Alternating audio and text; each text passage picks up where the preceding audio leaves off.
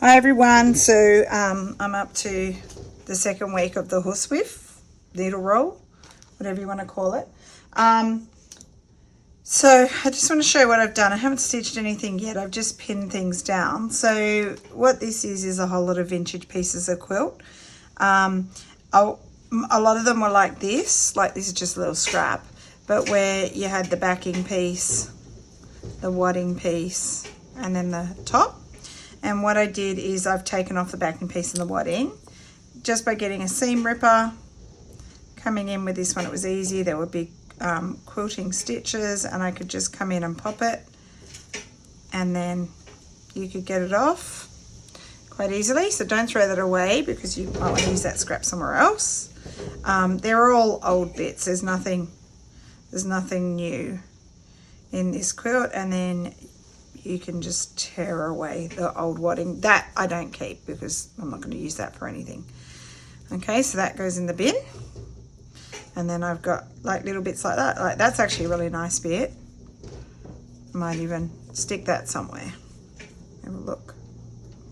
Oh, quite like that there. I might pin that in place. And that little scrap there will get stitched down. So it's just coming up a little bit. This one's actually torn, so I'll try and keep that together. This one will spread out a bit underneath it. Okay, so what have I got? I've got a piece there, this big piece here.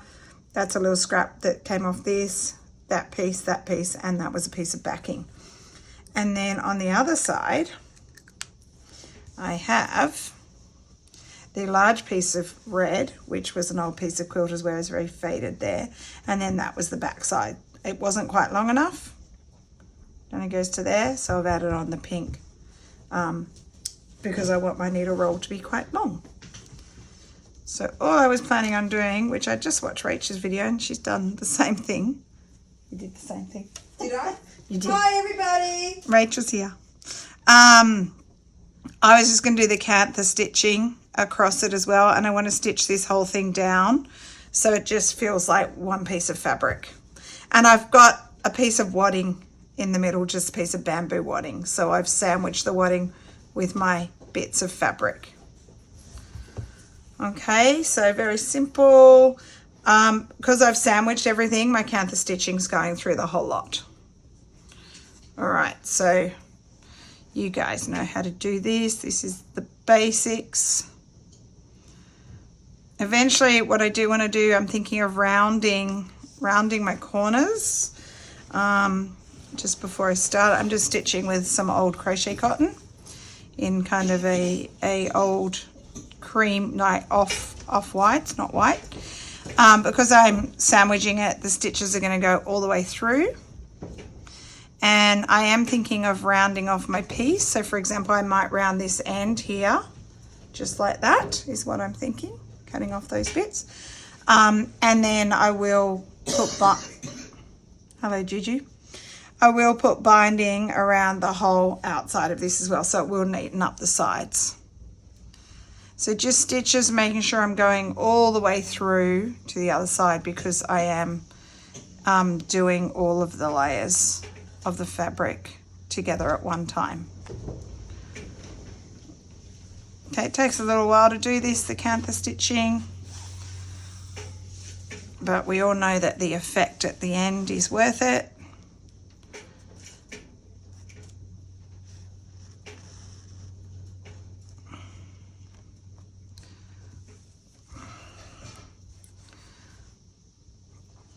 Okay, so making sure I'm going through. I'll have a look at the back side in a minute. So my plan for the inside is I want to make a long pin cushion down the very end that rolls up first. I'll show you that in a minute. I want to have a needle book in there, again running long ways. That can hold the needles, and then I was thinking of probably a couple of pockets.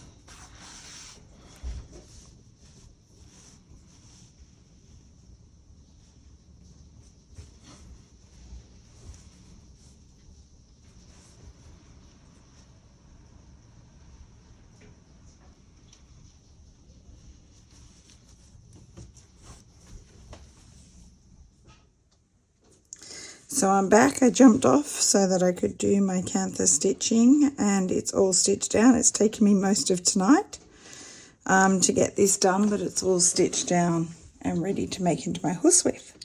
So I'm just going to zoom in just to show you some of the stitching. It actually looks like it's all one crazy random quilt piece now, like they were all together, but they weren't. Could stitch that down a bit better. I might do that later. And that's the back, and it looks like a Cantha quilt. So my plan, and what I'll do is I'll work on this next week. So I'm going to get another quilt block, and I'm going to make a pin cushion filled with the crushed walnuts that will sit there across the bottom, not too thick, just a smaller one. Then what I want to do is make like a needle book. I don't have one to show you, but it will be the full length and it will open that way. Okay, so the needles will go that way, so you'll roll them up, they won't poke into you. Then I'm thinking 2 pockets before I get the curved edge up here. And then what will happen, my whole piece will roll up,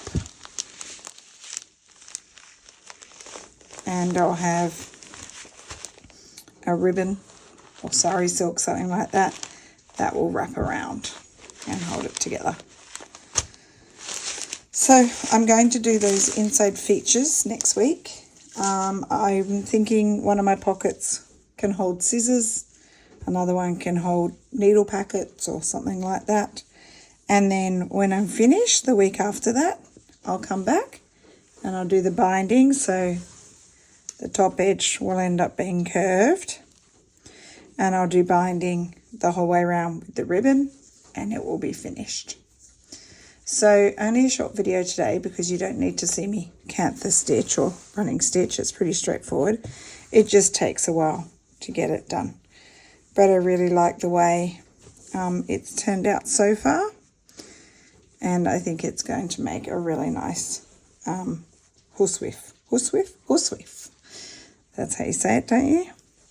But one more thing before I go, I just want to show you the book that Rachel did show you, but she also mentioned I was going to show it, so I'm just going to grab it. All right, so this is the wonderful book. Mum and I found this one at the Cruel Goblin in Sydney. There was only 2 there. We got one of them. And then Rach went and ordered hers online. So Sewing Rolls, Needle Rolls, and Horsewhips. 150 years of history and tradition by Dawn Cook Runnington. I'm not going to go through the whole book, but I'll just have a flick through and show you a few bits and pieces. Like, firstly, the one thing I love is how beautiful these fabrics are. They look like some really old French fabrics. And what the book does is it shows you different features of old horsewhips. Different types. Look at those fabrics. How beautiful would they have been to have, and even to have now as old bits of fabric like these. They look maybe French. But what this one, I think this one has lots of pockets. I'm just planning on having 2. There was one, let's see if I could find it. Oh, this one, where it had the name cross-stitched at the bottom. I thought that was quite a cool idea. This one's got a pocket at the bottom, and then maybe their pockets as well. Lots of pockets on these things. So it's a pretty cool book. I would have no idea how you would source all these old items. These ones have gathered pockets, I think similar to what Rach is doing, a gathered pocket. Mine are just going to be, look at that fabric. Mine's going to be more flat. But there's also some lovely embroidered, oh, that one's got, look at that fabric. Really beautiful. There's some embroidered ones towards the back. Embroidered. Like beautiful vintage cross stitch. Different patterns there. And initials. Look at that, that's beautiful. Look at that, I love that old cross stitch. Anyway, it's a really lovely book. Lovely to look at the old types of needle rolls, sewing rolls that people had made and how they work. So we've been seeing some great ones already, and I look forward to seeing some more. And so next week I'll come back with my inside features, and in the final week I'll finish off with my binding, putting all my bits and pieces into my features, and I'll be done and I'll be able to use it. All right, so I will see you again next week. Thanks for watching. Bye.